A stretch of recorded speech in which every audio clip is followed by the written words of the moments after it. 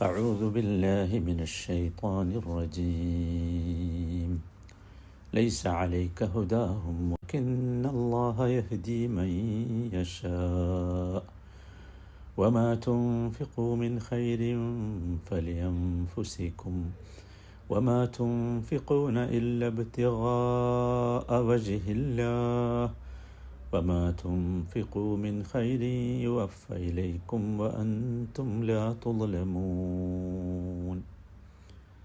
272 വചനം, 3-ാമത്തെ ദിവസമാണ് നമ്മളിത് കേൾക്കുന്നത്. ഇതിൻ്റെ ആദ്യഭാഗങ്ങളൊക്കെ നമ്മൾ വിശദീകരിച്ചു കഴിഞ്ഞു. ലൈസ അലൈക ഹുദാഹും, ജനങ്ങളെ സന്മാർഗത്തിലാക്കേണ്ട ഉത്തരവാദിത്വം താങ്കൾക്കില്ല.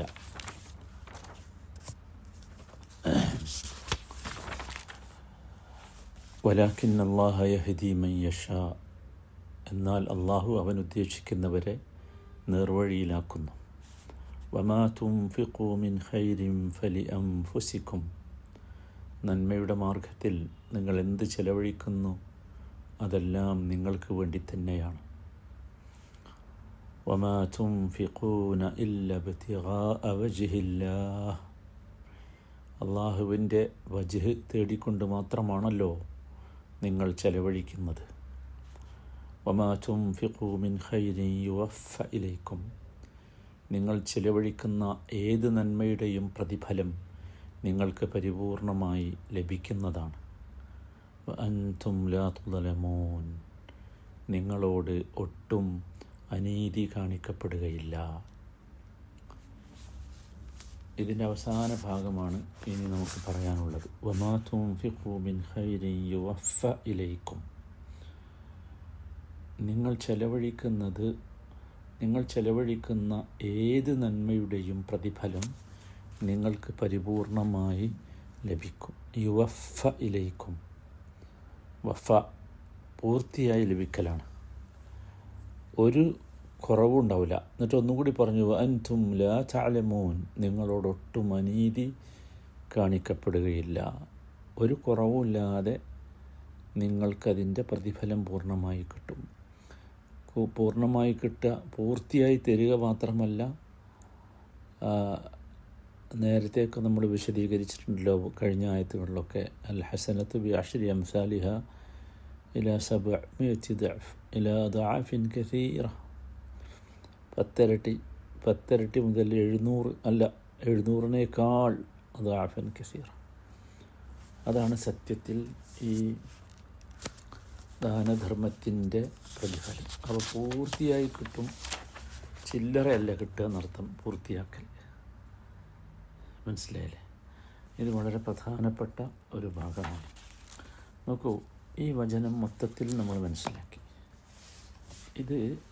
ഈ വചനത്തിൽ യഥാർത്ഥത്തിൽ വിശദീകരിക്കുന്നത് ഇനി തുടർന്നുള്ളൊരു വചനത്തിലും കൂടി ഇതാണ്, ഈ സദഖ അർഹിക്കുന്നവർ ആരാണ് എന്നതാണ്. അപ്പോൾ ഈ വചനത്തിനൊരു അവതരണ പശ്ചാത്തലമുണ്ട്. അത് പല രീതികളിൽ റിപ്പോർട്ട് ചെയ്യപ്പെട്ടിട്ടുണ്ട്. അതിലൊന്ന്, സഹാബത്ത് അവരുടെ മുസ്ലിങ്ങളല്ലാത്ത ബന്ധുക്കൾക്ക് വേണ്ടി ചെലവഴിക്കാൻ അവർക്ക് ഇഷ്ടമുണ്ടായിരുന്നില്ല. ഇതവർ നബിയോട് വന്ന് ചോദിച്ചു. അപ്പോഴാണ് ഈ ആയത്തിറങ്ങുന്നത്, അവരെ സന്മാർഗത്തിലാക്കേണ്ട ഉത്തരവാദിത്വം നബിയെ താങ്കൾക്കില്ല എന്ന്. അതാണ് ഒരു രംഗം.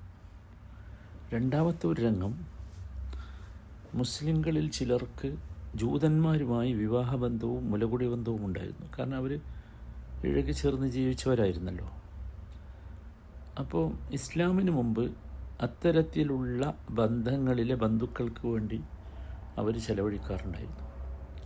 ഇസ്ലാം സ്വീകരിച്ച ശേഷം അത് തുടരാൻ അവർക്കൊരു മടി വന്നു. അപ്പോഴാണ് ഈ വചനം അവതരിച്ചത്.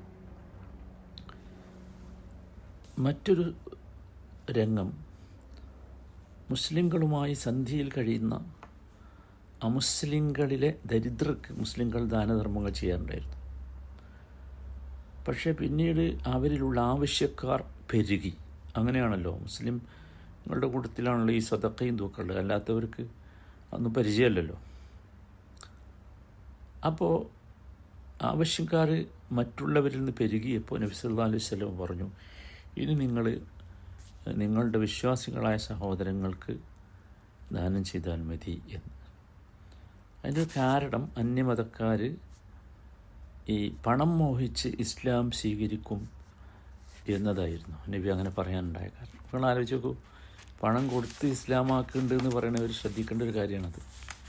അങ്ങനെ ഒരു സാധ്യത ഉണ്ട് തോന്നിയപ്പോൾ തന്നെ നബി അത് വേണ്ടെന്ന് വെച്ചു എന്നുള്ളത്. പക്ഷേ അതും അള്ളാഹു വിലക്കി, മനസ്സിലായില്ലേ?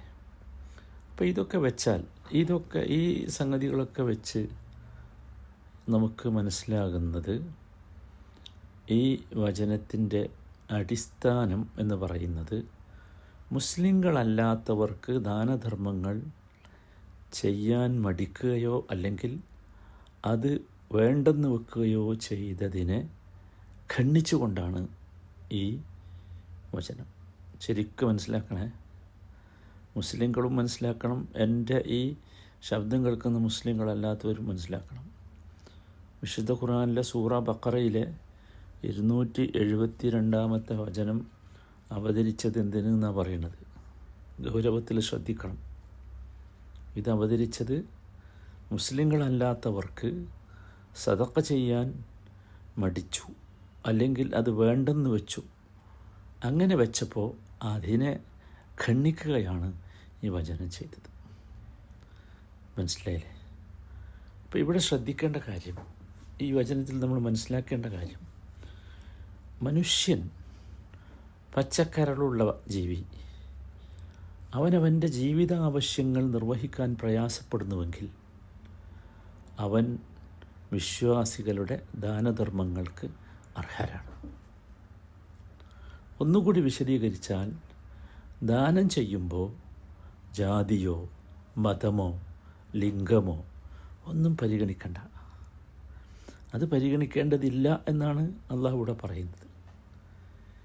അതോടൊപ്പം വിശ്വാസികളല്ലാത്തവർക്ക് ദാനധർമ്മങ്ങൾ വിലക്കുകയോ ദാനധർമ്മങ്ങൾ വിലക്കിക്കൊണ്ട് അവരെ വിശ്വാസത്തിലേക്ക് പ്രലോഭിപ്പിക്കുകയോ ചെയ്യാൻ പാടില്ല. അതിൻ്റെ ആവശ്യമല്ല.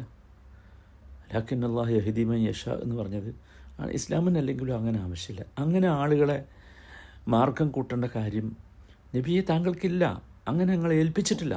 അതാണ് ലൈസ അലൈക ഹുദാഹും എന്ന് പറഞ്ഞത്. മറിച്ച് നിങ്ങൾ എന്ത് ചെയ്താൽ മതി? നിങ്ങൾ ആളുകൾക്ക് സത്യം പറഞ്ഞു കൊടുത്താൽ മതി. പറഞ്ഞു കൊടുക്കുക മാത്രമല്ല, അത് പ്രവർത്തിച്ച് കാണിച്ചു കൊടുക്കുക. ഇതാണ് പ്രവാചകൻ്റെ ഉത്തരവാദിത്വം. ആ സത്യം സ്വീകരിക്കുന്നതും സ്വീകരിക്കാതിരിക്കുന്നതും ജനങ്ങൾക്ക് വിട്. മനസ്സിലല്ലേ? ഇനി നബി എന്തൊക്കെ ചെയ്താലും, പ്രബോധകന്മാരെന്തൊക്കെ ചെയ്താലും അള്ളാഹു ഉദ്ദേശിച്ചവർ മാത്രമേ സന്മാർഗം സ്വീകരിക്കുകയുള്ളൂ. ആ ഉദ്ദേശം എന്താണെന്ന് നമ്മൾ പറഞ്ഞല്ലോ. അപ്പോൾ നമ്മൾ മനസ്സിലാക്കേണ്ടത്, ദാനധർമ്മങ്ങളുടെ മുഖ്യ ലക്ഷ്യം അത് ആദ്യം പറഞ്ഞു,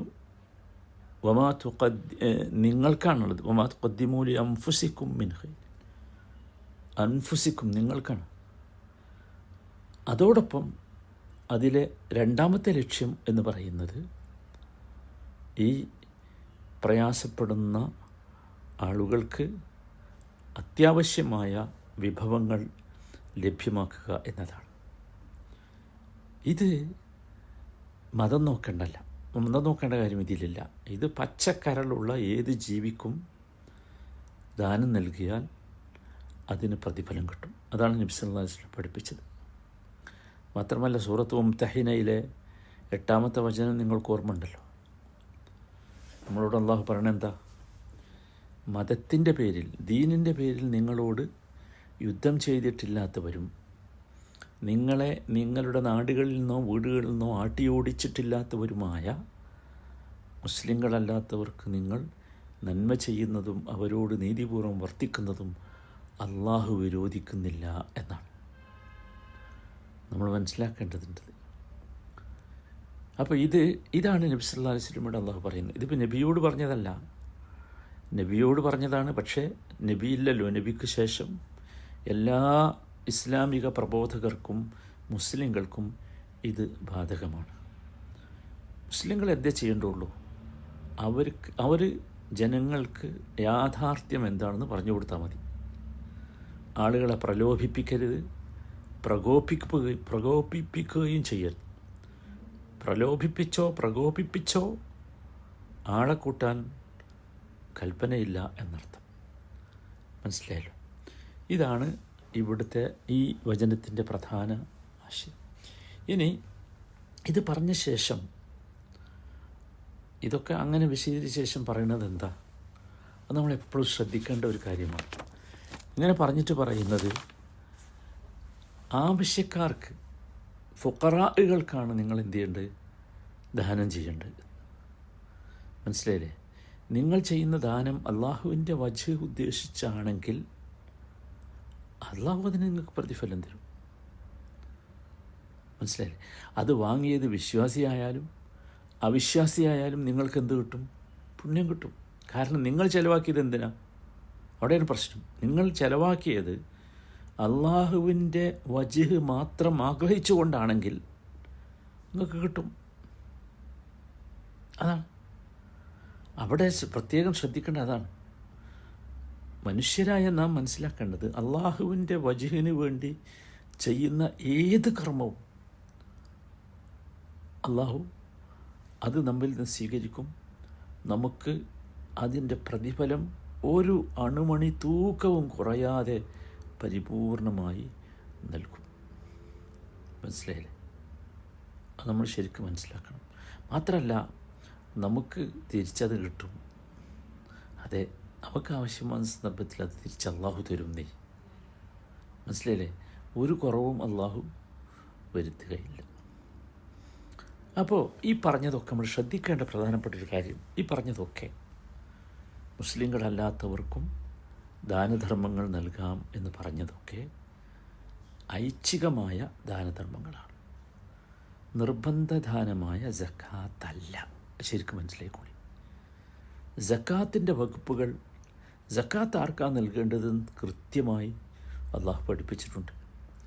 അതിലൊരു വിഭാഗം മുസ്ലിങ്ങളല്ലാത്ത ഇസ്ലാമിനോട് അനുകൂല മനോഭാവം പ്രകടിപ്പിക്കുന്ന ഒരു വിഭാഗമുണ്ട്, മുഅല്ലഫത്തുൽ ഖുലൂബ്. അവർക്ക് സക്കാത്തിൽ നിന്ന് മുസ്ലിങ്ങളല്ലാത്ത ഒരു വിഭാഗം എന്ന് പറയാൻ അവർക്കേ അതിന് അർഹതയുള്ളൂ. മനസ്സിലായല്ലോ? ബാക്കിയൊക്കെ സക്കാത്ത് മുസ്ലിങ്ങൾക്കുള്ളതാണ്. ഇവിടെ പറഞ്ഞ ഈ സദഖ എന്താണ്? നിർബന്ധമായ ദാനമല്ല, അല്ലാത്തതാണ്. മനസ്സിലായില്ലേ? ഇപ്പോൾ ചുരുക്കത്തിൽ നമ്മൾ മനസ്സിലാക്കേണ്ടത്, ദാനധർമ്മങ്ങൾ ചെയ്യുന്നത് മുസ്ലിങ്ങൾക്ക് തന്നെ ആയിക്കൊള്ളണം എന്നില്ല. ഏത് മതസ്ഥർക്കുമാകാം, പച്ചക്കരലുള്ള ഏത് ജീവിക്കുമാകാം. ആർക്ക് നൽകിയാലും അതിന് പ്രതിഫലം കിട്ടും. അവർ സന്മാർഗം സ്വീകരിച്ചിട്ടില്ല എന്നതിൻ്റെ പേരിൽ നിങ്ങൾക്ക് പ്രതിഫലം കുറഞ്ഞു പോകില്ല. അത് അള്ളാഹു നോക്കിക്കോളും. മനസ്സിലായില്ലേ? പക്ഷേ ഇവിടെ ശ്രദ്ധിക്കേണ്ട പ്രധാനപ്പെട്ട, ഇത് പറയുമ്പോൾ മറ്റൊരു കാര്യമുണ്ട്. അത് വിശ്വാസികൾക്കും അവിശ്വാസികൾക്കും നൽകുന്നതും അതുപോലെ നല്ല മനുഷ്യർക്കും ചീത്ത മനുഷ്യർക്കും നൽകുന്നതും ഒരേപോലെയാണ് നമ്മൾ കരുതണ്ട. അതങ്ങനെയല്ല, ഒരിക്കലുമല്ല. വലിയ വ്യത്യാസം ഉണ്ടാവും. മനസ്സിലായില്ലേ? അത് പുണ്യത്തിൽ മാത്രമല്ല, അതിൻ്റെ ആഫ്റ്റർ എഫക്റ്റിൽ വ്യത്യാസം ഉണ്ടാവും. വിശ്വാസിക്ക് നമ്മൾ കൊടുത്താൽ അവർ നമുക്ക് വേണ്ടി ദുആ ചെയ്യും, അല്ലേ? നല്ല മനുഷ്യന്മാർക്ക് കൊടുത്താൽ അവർ നമുക്ക് വേണ്ടി പ്രത്യേകം പ്രാർത്ഥിക്കും ഉണ്ടാവും. മറ്റതോ മനസ്സിലായി? ആർക്ക് കൊടുത്താലും പുണ്യകർമ്മമാണ്, അതിൽ സംശയമില്ല. പക്ഷേ വിശ്വാസികൾക്കും അവിശ്വാസികൾക്കും നൽകുന്നത് ഒരുപോലെയല്ല, വ്യത്യാസം. പ്രത്യേകിച്ചും ശ്രദ്ധിക്കേണ്ട ഒരു കാര്യം കൂടിയുണ്ട് ഈ കാലഘട്ടത്തിൽ. പ്രത്യേകിച്ചും നമ്മൾ കൊടുക്കുന്നത് ഇസ്ലാമിനെതിരായോ ദുർമാർഗങ്ങളിലോ വിനിയോഗിക്കപ്പെടുന്നു എന്ന് കണ്ടാൽ അങ്ങനെയുള്ളവർക്ക് ദാനം ചെയ്യരുത് കേട്ടോ, ഒരിക്കലും ചെയ്യരുത്. മനസ്സിലായി? അപ്പോൾ ശ്രദ്ധിക്കേണ്ടത്, നൽകപ്പെടുന്ന ആളുകളുടെയും ചെലവഴിക്കപ്പെടുന്ന വിഷയങ്ങളുടെയും സ്ഥിതിക്കനുസരിച്ചാണ് ദാനധർമ്മങ്ങളെ വിലയിരുത്തേണ്ടത് എന്നർത്ഥം.